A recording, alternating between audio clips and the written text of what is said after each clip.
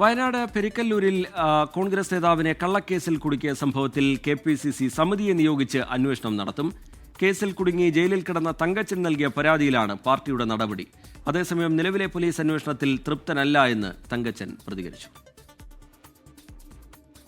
കള്ളക്കേസിൽ പ്രതിയാക്കപ്പെട്ട് 17 ദിവസമാണ് തങ്കച്ചന് ജയിലിൽ കിടക്കേണ്ടി വന്നത്. കോൺഗ്രസിലെ ഗ്രൂപ്പ് തർക്കത്തിന്റെ പേരിൽ എതിർചേരിയിൽപ്പെട്ടവർ തന്നെ കുടുക്കിയതാണ് എന്നാണ് തങ്കച്ചൻ പറയുന്നത്.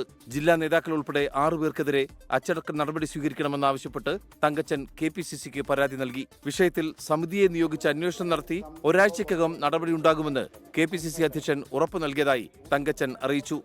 നിന്നെ വീട്ടിൽ കടത്തി ഉറക്കില്ല എന്ന് DCC സെക്രട്ടറി പറയുമ്പോൾ അദ്ദേഹത്തിന്റെ തൊട്ടടുത്ത് DCC പ്രസിഡന്റ് ഇരിപ്പുണ്ട്. പാർട്ടി തല അന്വേഷണവും പോലീസ് തല അന്വേഷണവും വരട്ടെ. പാർട്ടിയിൽ നിന്നുകൊണ്ട് ഇതിലെ കളകളെ പുറത്താക്കാനാണ് നമ്മൾ ആഗ്രഹിക്കുന്നത്. തിടുക്കപ്പെട്ടാണ് അറസ്റ്റ് ചെയ്തത്. എന്നാൽ തുടർന്നുള്ള പോലീസ് അന്വേഷണത്തിൽ തൃപ്തനെന്ന് തങ്കച്ചൻ.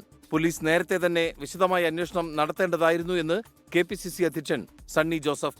നിരപരാധിത്വം ആവർത്തിച്ചു പറഞ്ഞു എങ്കിലും പോലീസ് അത് കേൾക്കാൻ തയ്യാറായില്ല. അതിൻ്റെ സാഹചര്യങ്ങൾ പരിശോധിച്ചാൽ തന്നെ ഇതൊരു കെട്ടിച്ചമച്ച കേസാണ് എന്ന് മനസ്സിലാക്കാനുള്ള സാമാന്യ ബുദ്ധി പോലീസ് അവിടെ പ്രകടിപ്പിച്ചില്ല. കള്ളക്കേസിൽ കൊടുക്കാൻ ഗൂഢാലോചന നടത്തിയവരെ കണ്ടെത്താൻ പോലീസ് അന്വേഷണം ഊർജിതമാക്കിയിട്ടുണ്ട്. 24 വയനാട്. ലോകത്തെവിടെയായാലും ഏത് സമയത്തും 24 വാർത്തകളും ഓഗ്മെന്റഡ് റിയാലിറ്റി പാക്കേജുകളും എക്സ്പ്ലെയിനറുകളും വിശദമായി കാണാൻ ഞങ്ങളുടെ YouTube ചാനൽ നിങ്ങൾക്ക് സബ്സ്ക്രൈബ് ചെയ്യാം.